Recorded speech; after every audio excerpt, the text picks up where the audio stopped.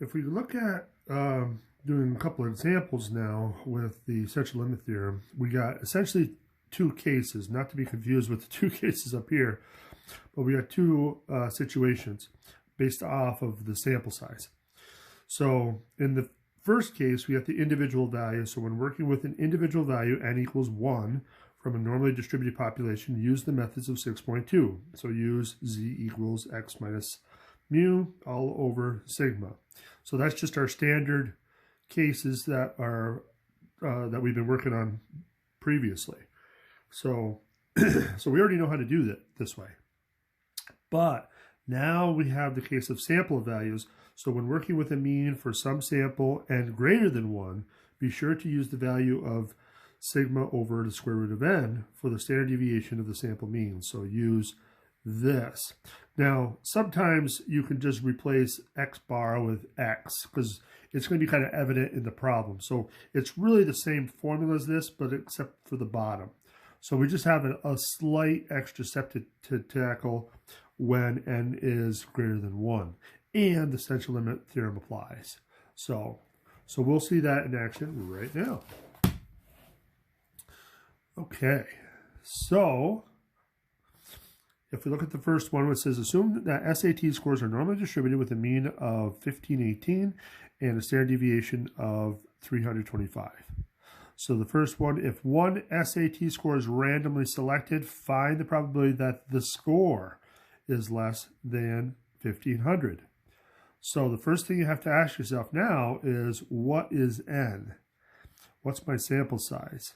And in this case, it's pretty clear that n is equal to 1 in this case. So n is equal to 1. So we're going to be using the same methods we did back in 6.2. So if we just kind of did a quick sketch.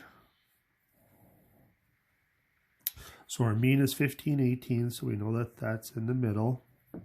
And we're looking at 1500. So 1500 is going to be on the left side a little bit. Or maybe a lot bit, depending on how bad you draw.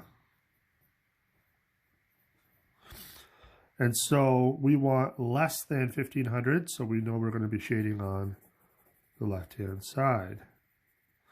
So there's our picture. So now we should be able to find our probability from that. So again, if we want to find a probability, we have to start with the value of x. So if x is 1500, we can plug that into our z-score formula.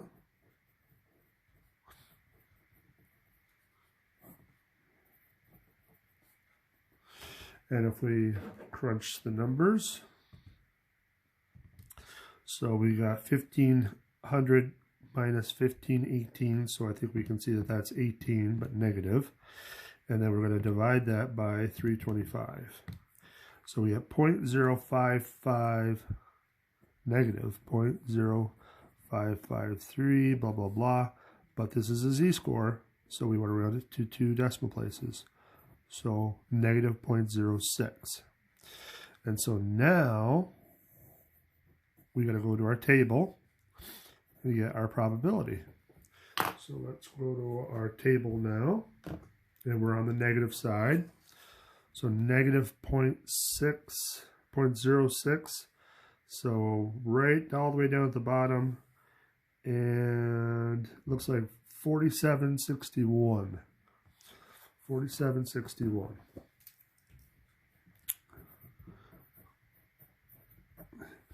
And do we have to do anything more?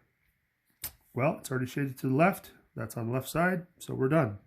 So, boink. That's our answer. Okay, slight twist. If 100 SAT scores are randomly selected, find the probability that the scores have a mean less than 1500. So very, very similar. We still got the same value of x, but the only difference is now they want 100 SAT scores and the average to be less than that.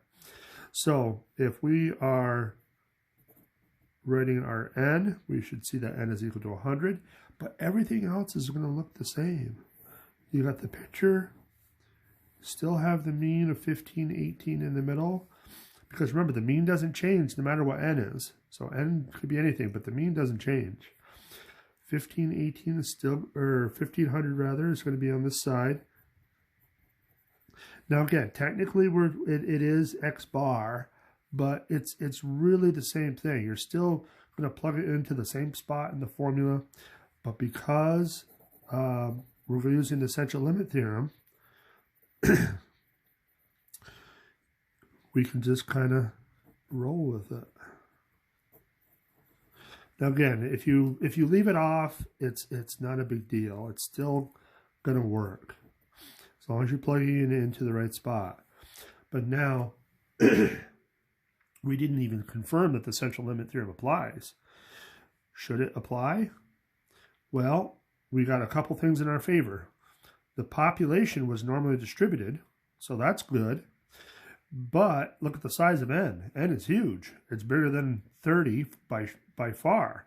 So we know that the essential limit theorem has got to apply because n is really big.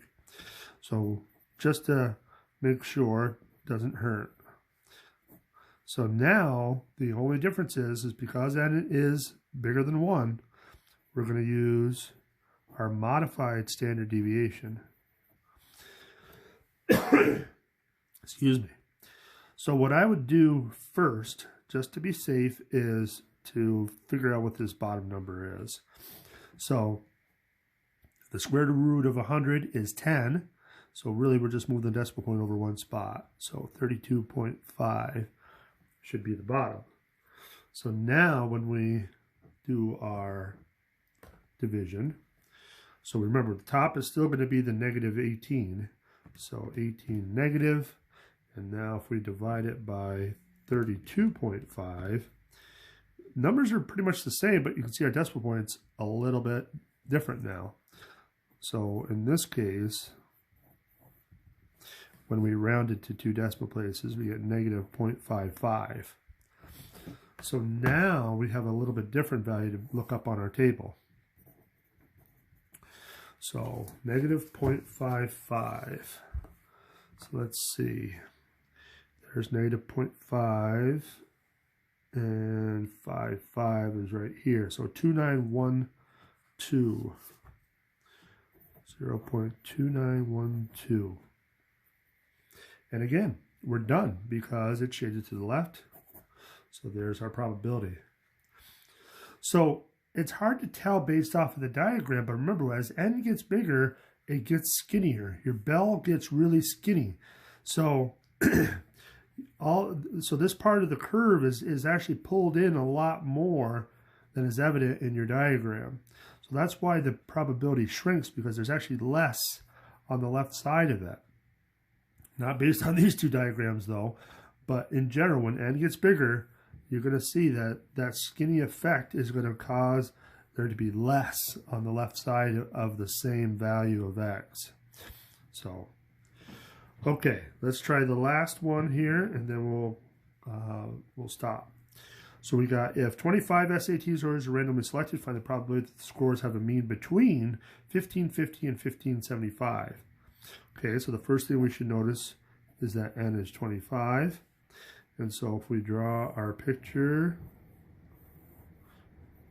so 1518 is in the middle, and so now 1550 and 1575 are both greater than 1518, so we're going to have to put them both over here somewhere.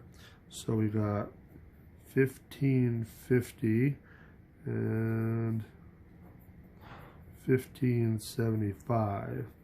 So we want everything in between. So there's our picture. So now, don't subtract them. We don't subtract the values of x. We don't subtract the values of z. We only subtract probabilities. So we got to change these both into probabilities first. So let's do that. So if now we got to use our modified z-score because n is bigger than 1. So you got 1550 minus 1518 all over 320. Whoops.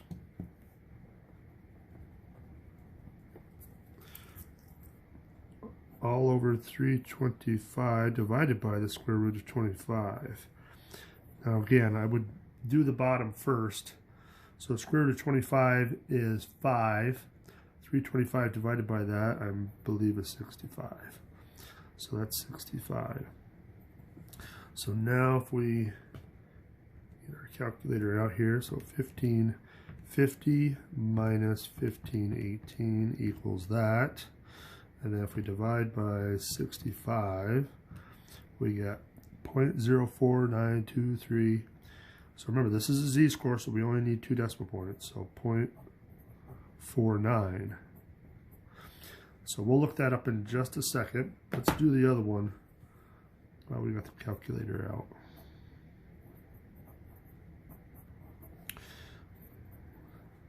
So you got 1575 minus 1518 all over 325 divided by the square root of 25, which we already know is 65. So let's see what this gives us.